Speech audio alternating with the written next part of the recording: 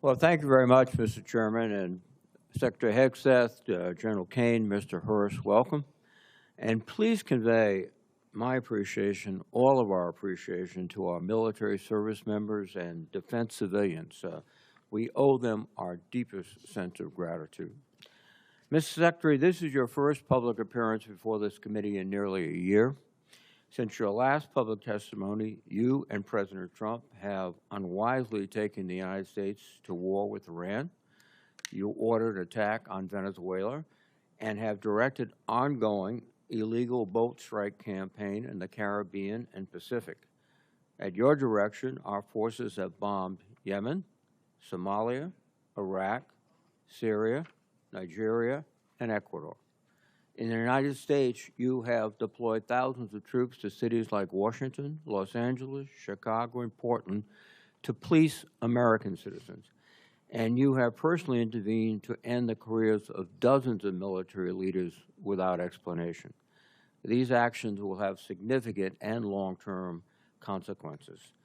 Now you appear before us to ask for a $1.5 trillion budget, a 45% increase above last year. I must say I'm skeptical, and such a request demands intense scrutiny. 61 days ago, President Trump unilaterally began the war in Iran. He had no coherent strategy. He refused to make a case to the American people or consult Congress. He failed to present any evidence of an immediate threat, and he ignored the advice of military and intelligence experts who warned him of the consequences. Today, our nation is in a worse strategic position. The Strait of Hormuz was open. Now it is closed. 13 service members have tragically lost their lives, and more than 400 have been wounded.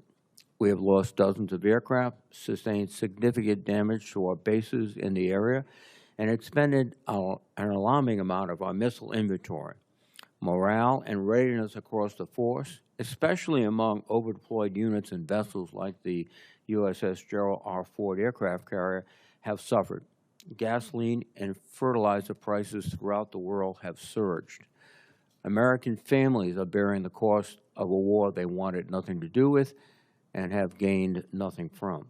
And yet, Secretary Hegseth, you declared victory a month ago. On April 8th, you said, in your words, Operation Epic Fury was a historic and overwhelming victory. By any measure, Epic Fury decimated Iran's military and rendered its combat forces ineffective for years to come. Let me be clear. Tactically, the United States military performance against Iran has been remarkable, and I salute the service members who have executed this mission with skill and bravery.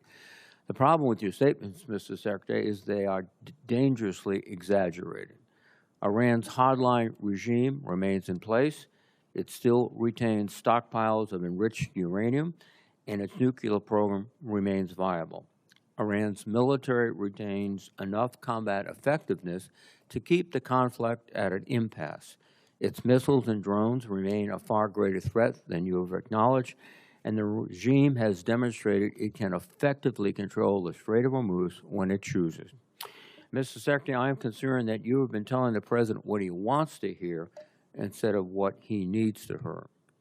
Bold assurances of success are a disservice to both the Commander-in-Chief and the troops who risk their lives based on them.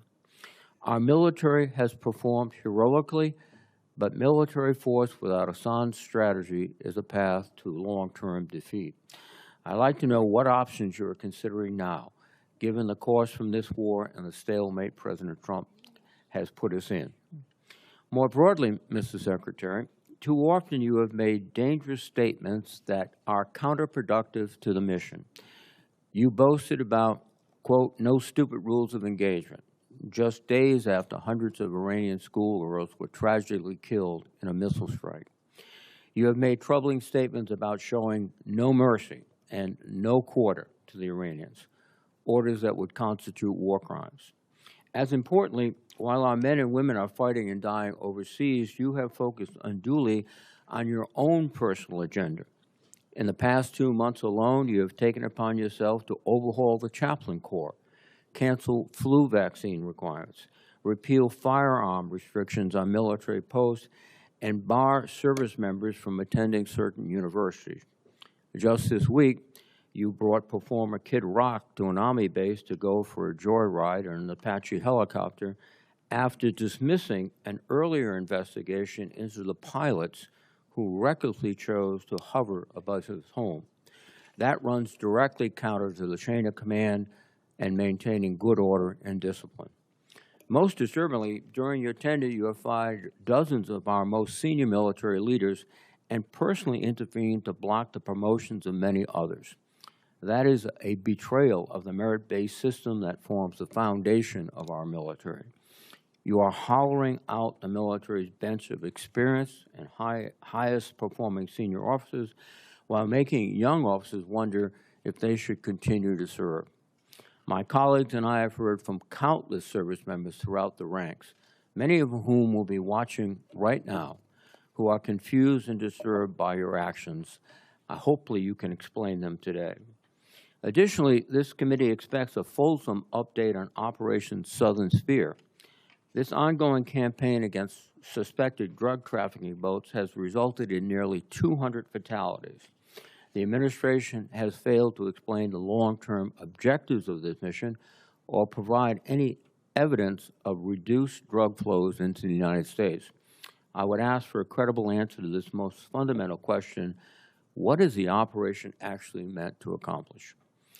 Mr. Secretary, you are here to promote the President's $1.5 trillion defense budget. While this budget provides funding for necessary programs, including shipbuilding and drone manufacturing, many other critical programs like barracks repair and aircraft procurement would rely on the passage of a party line reconciliation bill. Further, this budget slashes research and development, provides no funding for Ukraine, and includes no funding for losses incurred from the Iran war. Yesterday, Mr. Hurst testified that Operation Epic Fury has cost $25 billion. If nothing else, that help clarifies that we certainly do not need a supplemental anywhere near $100 billion, much less $200 billion. And in this record-breaking budget, there is no pay adjustments for the civilian workforce, and with inflation, that is a pay cut.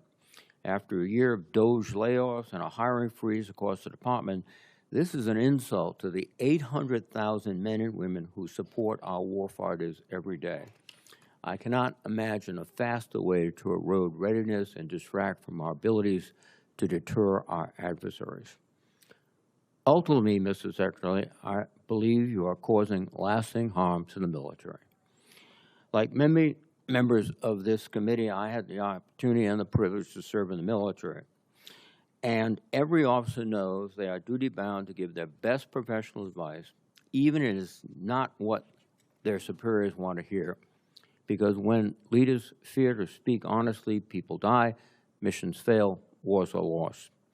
The American people's trust in our military took 250 years to build. You are dismantling it in a fraction of that time. And trust, once long, can take generations to rebuild.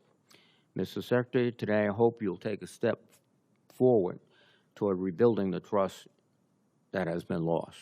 Thank you, Mr. Chairman. Support journalism you trust. Support PBS News.